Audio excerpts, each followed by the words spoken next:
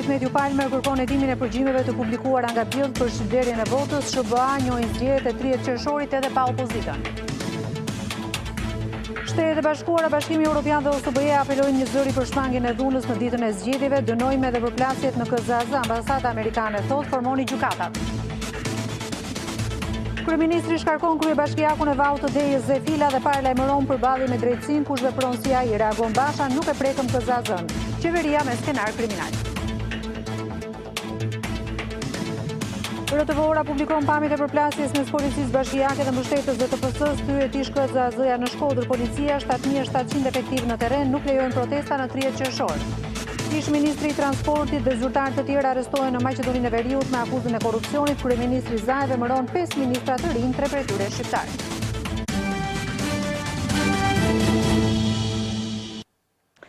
Të nderuar teleshikues, mirëmbrëma, ju përshëndes nga edicioni qendror i lajmeve në Radio Televizionin Ora. Shtetet e Bashkuara të Amerikës kërkuan përmes zëvendës ndihmës sekretarit të shtetit Mediu Palmer që zgjedhjet të zhvillohen në 30 qershor. Duke folur për zërin e Amerikës, zyrtari amerikan theksoi se pas zgjedhjeve vetëm gjykata kushtetuese që do të formohet mund të vendosë përsëritjen e tyreve.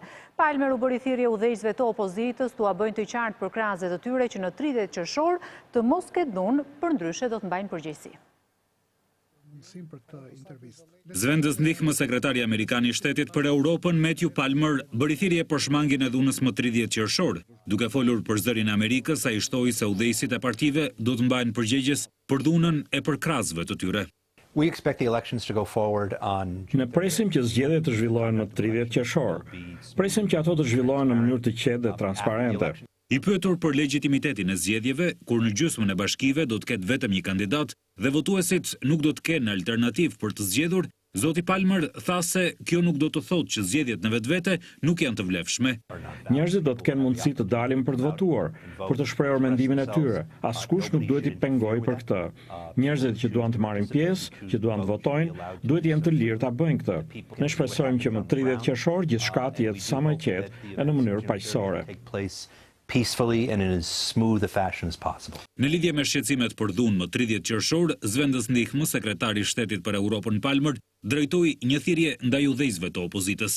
Absolutisht, dhe u bëjmë thirrje udhëheqësve të opozitës t'u bëjnë të qartë për krahasve të tyre që të mos ketë dhunë më 30 qershor, që askush të mos pengojë të drejtën e atyre që dëshirojnë të marrin pjesë në zgjedhje. Zyrtari i Departamentit të Shtetit theksoi se pengimi i zgjedhjeve mund të përbëjë bazë për të përjashtuar nga marrëdhëniet me Shtetet e Bashkuara. Në lidhje me bojkotin e zgjedhjeve, Palmer u shpreh i keqardhur për veprimin e opozitës. Këtë u bëm të qartë me forcë udhëheqësve të opozitës përpara se ata të vendosin të bojkotonin zgjedhjet. Është për të ardhur keq që vendosën ndryshe, por kjo nuk do të thotë që zgjedhjet nuk duhen zhvilluar. Pas zgjedhjeve do të ketë mundësi që të krijohet gjykata kushtetuese. Është plotësisht e mundur që gjykata të vendosë që zgjedhjet duhen përsëritur, por kjo i takon gjykatës ta vendosë dhe jo politikanëve të veçantë. Në lidhje me përgjimet e publikuara në media, zoti Palmer bëri thirrje që ato të hetohen dhe ofroi mbështetje për hetimin dhe autoritetet shqiptare. But these are absolutely serious allegations that require a serious investigation. Ndërkaq, faktori ndërkombëtar vijon edhe në orët e fundit të bëjë thirrje për qetësi për të pasur një proces të qetë votimesh në 30 qershor.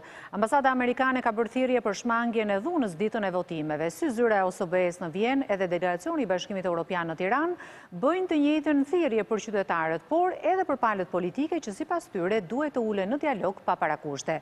BE dhe OSBE dënuan dhunën e ushtruar të njëjtën në KZAZ-n numër 6 në Bushat.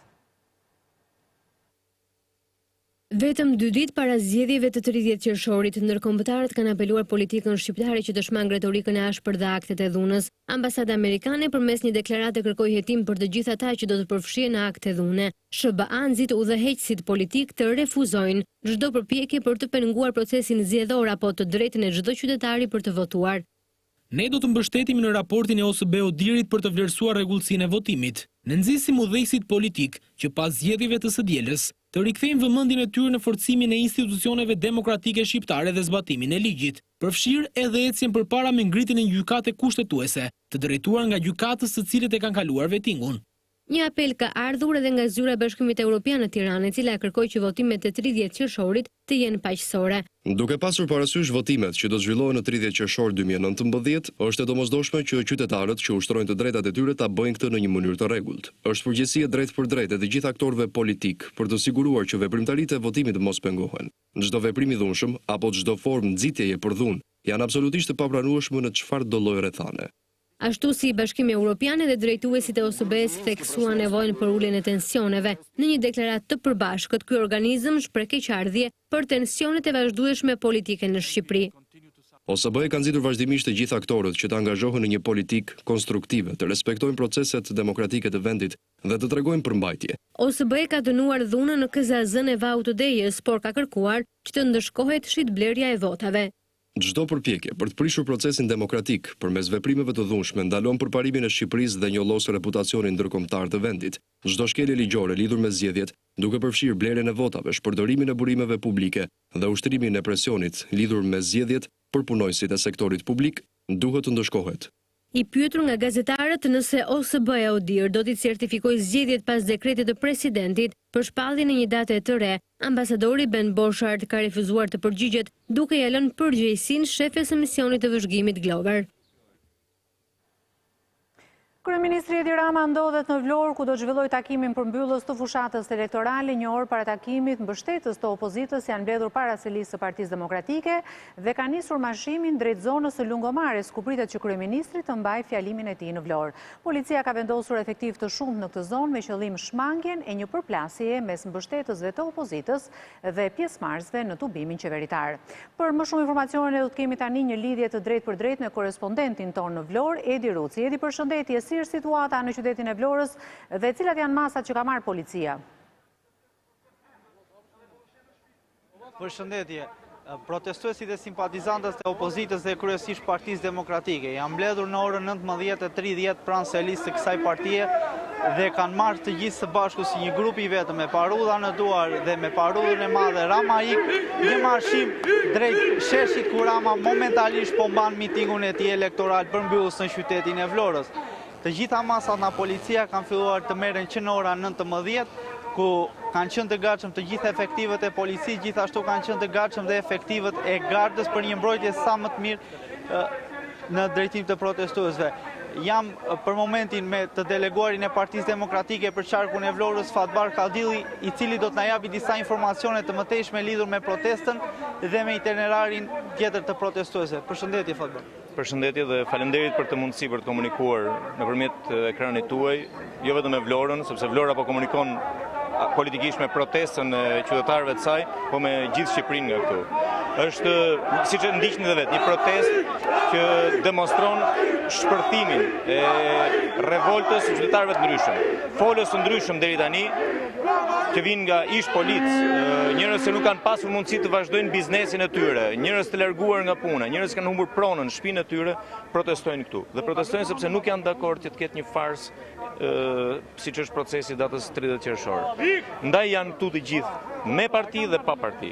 Aleanca qytetare për mbrojtjen e demokracisë në qytetin e Vlorës ka dalë me deklaratë një para 10 ditë përpara dhe sot është në krye të kësaj proteste që i tregon Ramës që është jo i mirë pritur në këtë qytet. I tregon Ramës që edhe zgjedhja perfide që ka bërë për ta mbyllur ata aksion të tij politik në Vlorë, zgjedhja e qytetit në mënyrë pak dinake, për të vënë qytetar kundër qytetarëve, shqiptar kundër shqiptarëve. Merr një përgjigje se ky qytet e përçmon këtë lloj zgjedhje. Jemi afro një ditë larg 30 qershorit. Mund na thoni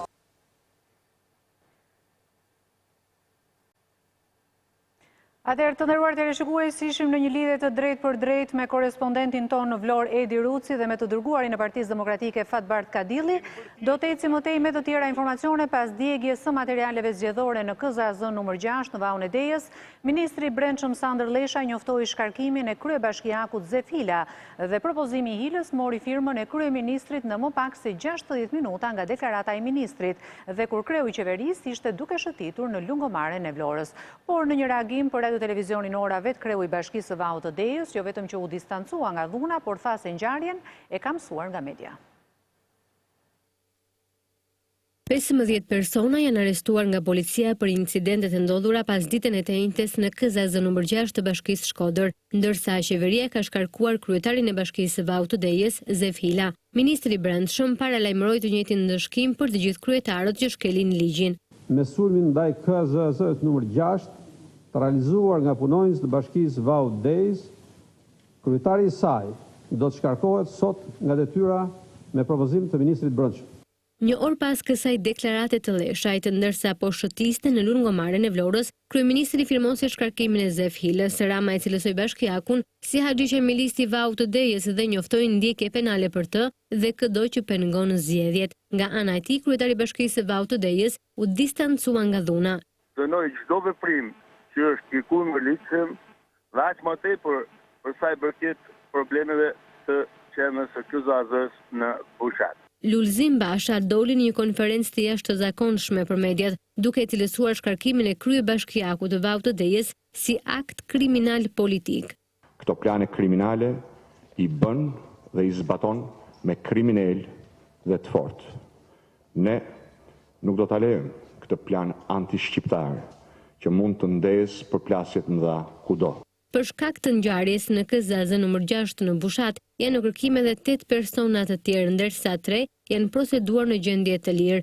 Policia shpalli në kërkim vëllain dhe djalin e kryetarit të bashkisë, Edion Hila, ndërsa vëllai i Zef Hilës, Alfredi, 51 vjeç, u arrestua. Ata kanë protestuar duke përdorur sende të forta dhe bomba molotov në drejtim të KZZ, si dhe në drejtim të punonjësve të policisë që ishin vendosur me shërbim. Kur minutat shkojnë mbrapsht për të kapur 30 qershorin ose ndonjë reflektim të minutave të fundit, dy krerët e shtetit, presidenti Meta dhe kryeministri Rama vijojnë replikat në distancë.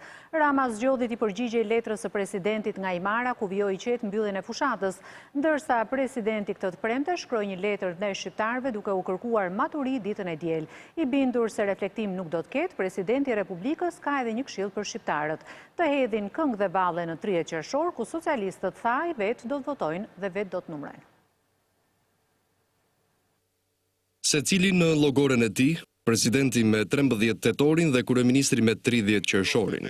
Edhe këtë të premte kështu ka vijuar komunikimi ironik dhe akuzuesi dy krerëve të lartë të shtetit, njëri nga zyra e tij duke pritur reflektimin dhe tjetri duke përmbyllur fushatën. Edi Rama zgjodhi të përgjigjet me ironi asaj që ai e quajti letër dashurie. Presidenti i shkroi duke thënë se 30 qershori se lviz as topi. Kishte çuar dhe një letër mbrëm, një letër dashurie që çuditërisht Babaxhika e çoi mbasi u doq KZZ-ja në VAUT-DS.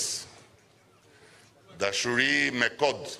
Dhe presidenti që e mori në këtë mënyrë përgjigjen dhe është ende në pritje deri të shtunën, gjeti një tjetër mënyrë për t'i shkruar këtë herë qytetarëve të cilët i këshilloi për qetësi në 30 qershor duke thënë se vetmja datë zgjedhjesh është 13 tetori. Nga dje, data kushtetuese e zgjedhjeve vendore është 13 tetori 2019. Situata është e qartë dhe pa diskutueshme nga ana ligjore dhe kushtetuese. Gjithsesi, kryeministri po insiston për të shkuar në votime socialiste në datën 30 qershor 2019. Ju këshilloi ta merrni atë me qetësi e mençuri dhe të mos bini pre provokimeve, sepse ato u shërbejnë vetëm atyre që duan të legjitimojnë kapjen totale të shtetit dhe instalimin e një regjimi një-partijak. Por ndërsa Rama e fton presidentin të vijojë të konsumojë paçe deri në 30 qershor, vetë presidenti fton shqiptarët të kërcejnë me një video votimi në periudhën e diktaturës, pasi siç tha ai, të dielën socialistët vetë do të votojnë dhe vetë do të numërojnë. Ai nuk është u zgjuar për të dalë në zyrë, ai nuk ka fjetur fare.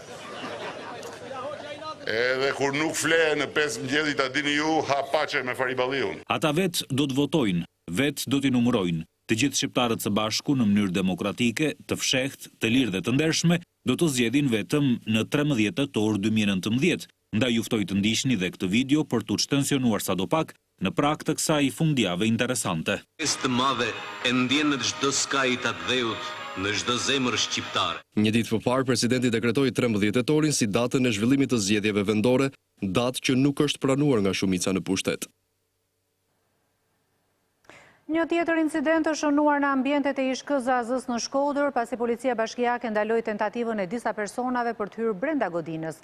Radio Televizioni Ora do të publikojë tani pamje nga kamerat e sigurisë që tregojnë se si ndodhi konflikti. Gjatë përplasjes janë dëmtuar dyert e pallatit të sportit. Ndërkohë policia e shtetit deklaroi se do të angazhojë rreth 7700 policë për ruajtjen e rendit më 30 qershor.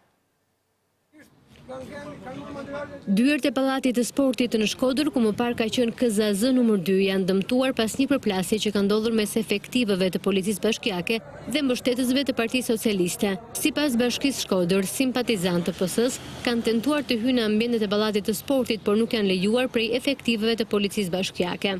Ndërkohë, ditën e premte, policia e shtetit publikoi masat që ka marrë për garantimin e rendit gjatë zgjedhjeve, duke angazhuar rreth 7700 punonjës. Drejtori i rendit dhe sigurisë në policinë e shtetit njoftoi se efektivët janë trajnuar, ndërsa masat e sigurisë janë planifikuar që në muajin shkurt. 5879 punonjës të policisë që do të angazhohen me shërbim për ruajtjen e objekteve zgjedhore në të gjithë Shqipërinë. Është përgatitur dhe miratuar urdhri i përbashkët i Ministrit të Brendshëm dhe Ministrit të Mbrojtjes, si dhe urdhri i Drejtorit të Përgjithshëm të Policisë së Shtetit, për marrjen në ruajtje të 84 objekteve të rëndësishme që sigurohen me punonjës policie nga forcat komando. Duke përmendur ligjin, Albert Dervishaj u përgjigj publikisht edhe kërkesave të opozitës për organizimin e tubimeve nga data 27 deri më 2 qershor pranë KZAZ-ve, qendrave të votimit në territorin e disa bashkive. Sqaroj se çdo organizim dhe zhvillim i tubimeve dhe protestave në datat 29 dhe 30 qershor 2019, data që korespondojnë me periudhën e eshtjes zgjedhore, janë në kundërshtim me ligjin dhe të dënueshme nga ligji penal.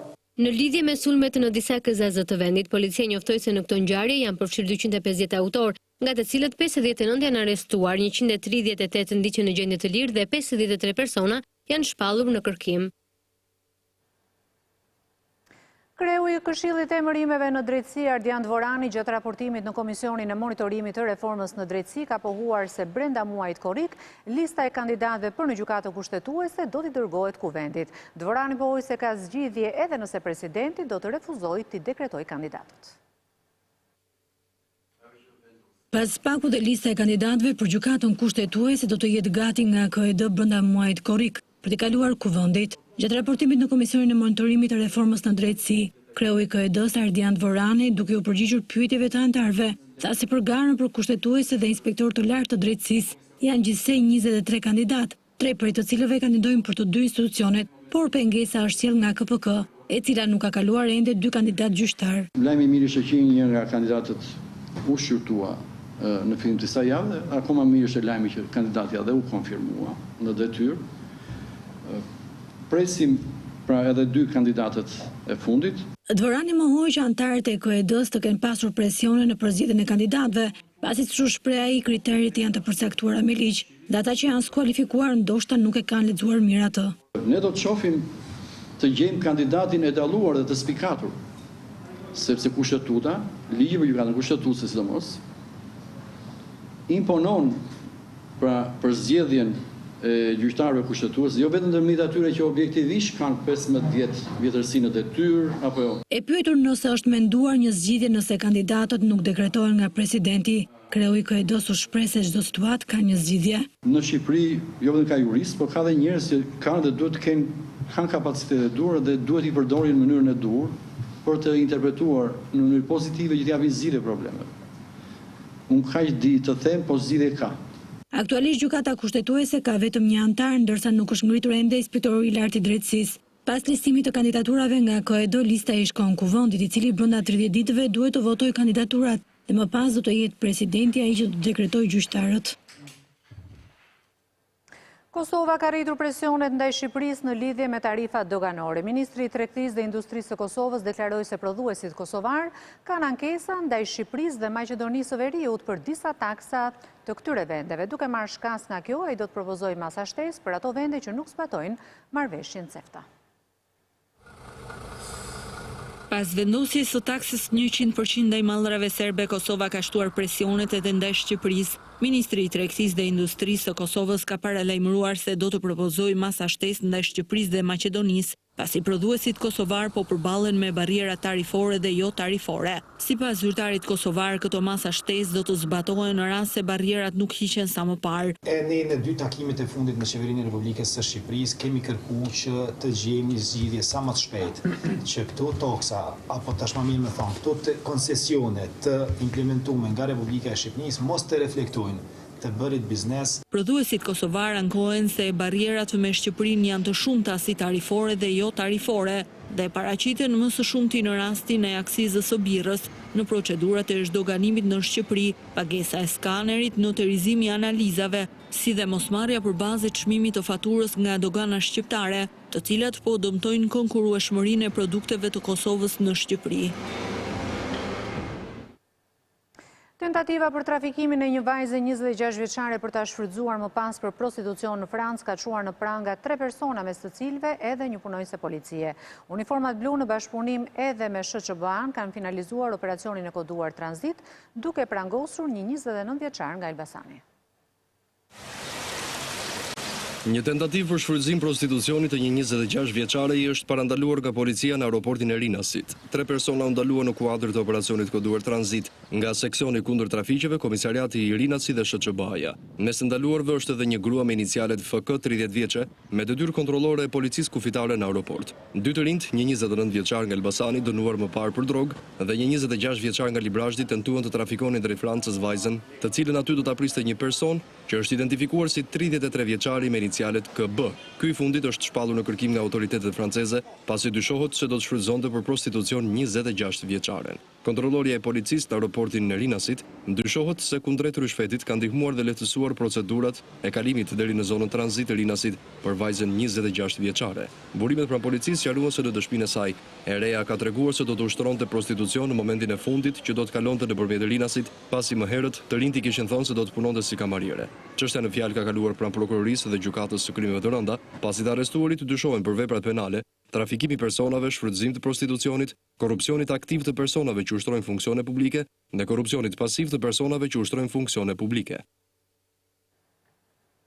Ish ministri i transportit dhe disa zyrtarë të tjerë të Ministrisë së Transportit janë arrestuar në Maqedoninë e Veriut me akuzën e korrupsionit. Pas kësaj, kryeministri Zoran Zaev ka emëruar 5 ministra të rinj në kabinetin e tij, nga të cilët 3 shqiptarë. Policia e Maqedonisë së Veriut